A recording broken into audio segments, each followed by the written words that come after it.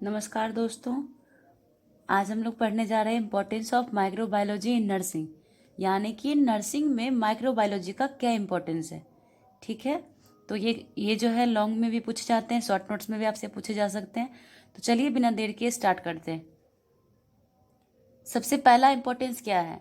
Knowledge of microbiology in nursing help the nurse to understand the cause, causative agent and all other associated relation with disease. यानी कि microbiology के study से nurse को help मिलती है किसी भी डिजीज का क्या कारण है, क्या पॉजिटिव एजेंट है, और इससे अदर एसोसिएटेड रिलेशन यानी कि इससे जुड़े हुए क्या क्या संबंध है इस बीमारी से जुड़े हुए, इस सब के बारे में पता लगता है। ठीक है, माइक्रोबायोलॉजी के अध्ययन से। सेकेंड है, it helps to know the characteristic और features of microorganism specially which are pathogens. मतलब कि ऐसे माइक्रो ऑर्गेनिजम्स जो कि पैथोजेन है, जो कि डिजीज कॉज करते हैं, उनके कैरेक्टरिस्टिक, उनके फीचर्स, उनके लक्षण क्या होते हैं, उनका कैसा फीचर होता है, उसके बारे में पता लगता है हमें माइक्रोबायोलॉजी के अध्ययन से। तरह तरह के बैक्टीरिया, वायरस, फंजाई, ये सब के बारे में हम लोग स्टडी करते हैं माइक्रोबायोलॉजी में, यानी कि जो डिजीज कॉजेटिव एजेंट है, तो इसके बारे में हमें पता लगता है माइक्रोबायोलॉजी से। थर्ड है, it helps to understand the mode of action and phases of attack of microorganism और पैथोजन इन द बॉडी। यानी कि माइक्रो ऑर्गेनिज्म जो हमारे बॉडी में अफेक्ट करता है, जो डिजीज कॉज करता है, ठीक है, वो कैसे डिजीज कॉज करता है, कैसे अटैक करता है शरीर पर, ठीक है, उसके बारे में हमें पता लगता है किस विधि से, किस क्रिया से वो अटैक करता है हमारे शरीर को या फिर पेशेंट को, उसके बारे में एक नर्स को पता लगती है माइक्रोबायोलॉजी के अध्ययन से। ठीक है, for the prevention and management. Fourth है, for the prevention and management of disease. यानी कि कोई जो डिजीज है, बीमारी है, उसका बचाव कैसे किया जा सके, उससे कैसे बचा जा सके, और कोई बीमारी अगर हो गई है तो उसका इलाज क्या किया जाए, उसका मैनेजमेंट क्या है।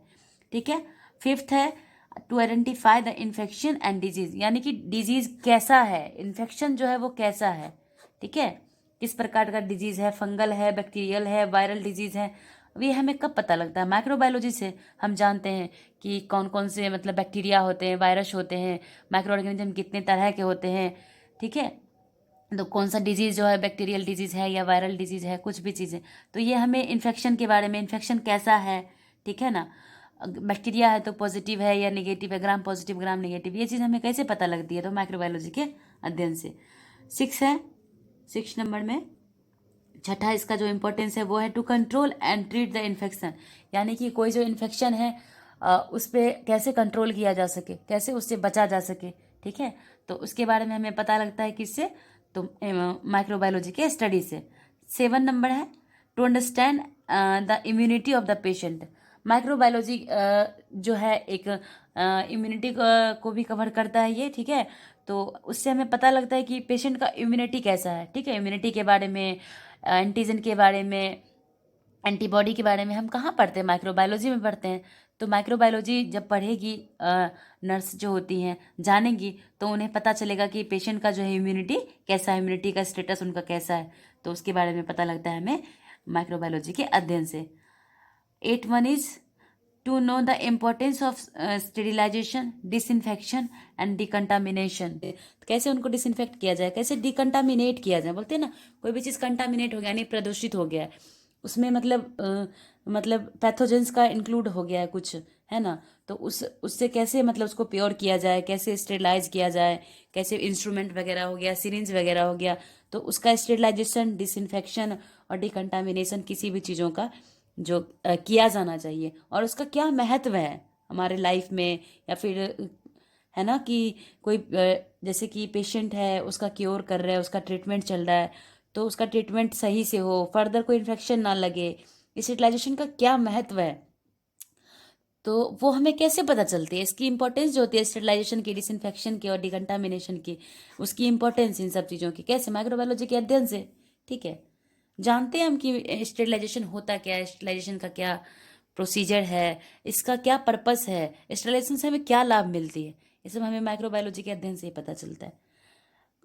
9 इंपॉर्टेंस है, bye knowing the microbiology nurses provide awareness in the community about the droplet infection and other infection. हम माइक्रोबायोलॉजी का अध्ययन करते हैं तो हमें पता चलता है इसमें तरह तरह के इन्फेक्शन के बारे में, latent infection, droplet infection, nosocomial infection, बहुत सारे होते हैं ना, एक्वायर्ड मतलब हॉस्पिटल एक्वायर्ड इन्फेक्शन, बहुत सारे इन्फेक्शन होते हैं।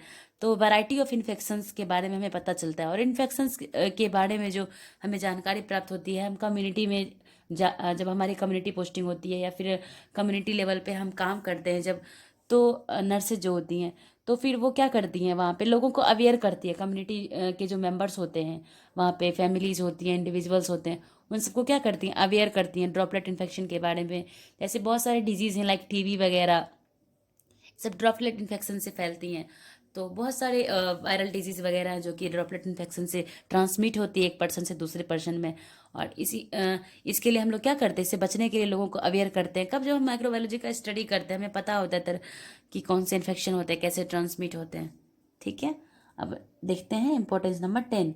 It helps to prevent from get infected or do infected to someone during medication. Nurses use sterilized syringe. यही बात हो गई कि स्टेलाइज सिरिंज का हम लोग इस्तेमाल करते हैं, ठीक है ना, ताकि हम खुद भी इन्फेक्टेड ना हो, ठीक है, दूसरे को भी इन्फेक्ट ना करे। पेशेंट जो है वो फर्दर कोई जो होता है कोई दूसरे चीज़ों से, दूसरे डिजीज से ग्रसित ना हो जाए। इससे बचने के लिए तो हम किस चीज़ का इस्तेमाल करते हैं, स्टेलाइज सिरिंज का, कॉटन वगैरह होता है, स्टेलाइज कॉटन का इस्तेमाल करते हैं। ये सब चीज़ों के बारे में हमें जानकारी होती है कि मेडिकेशन जो है प्रॉपर तरीके से करना चाहिए, है ना। ग्लविंग टेक्निक का इस्तेमाल किया जाता है, वियरिंग मास्क टेक्निक हम लोग करते हैं, कैप लगाना, वो सब चीज़ें हमें पता चलती है माइक्रोबायोलॉजी के स्टडी से, ठीक है। जैसे कि ब्लड है, ब्लड स्पॉइल हो जाता है, ब्लड बॉडी कोई बॉडी फ्लूइड है, उसके एक्सपोजर में हमें नहीं आना है, उसके कांटेक्ट में हमें नहीं आना है, किसी दूसरे पर्सन को नहीं आने देना है। उससे हमें क्या हो सकती है, हमें भी इन्फेक्शन लग सकती है, दूसरों को भी लग सकती है। तो इन सब चीज़ों के बारे में हमें कैसे पता होता है, माइक्रोबायोलॉजी के स्टडी से, यही है इम्पोर्टेंस। ठीक है, लास्ट है nurses wear gloves, mask, PPE to prevent from infection herself and patient too. ठीक है, हम जो नर्सेज होती हैं वो क्या पहनती हैं, ग्लव्स पहनती हैं, मास्क लगाती हैं, पीपीई जैसे कि ये हो गया, ग्लास वगैरह हो गया, कैप हो गया, है ना, वो उसके बाद प्लास्टिक एप्रन हो गया, ये सब चीज़ हम लोग इस्तेमाल करते हैं हॉस्पिटल वर्क के दौरान।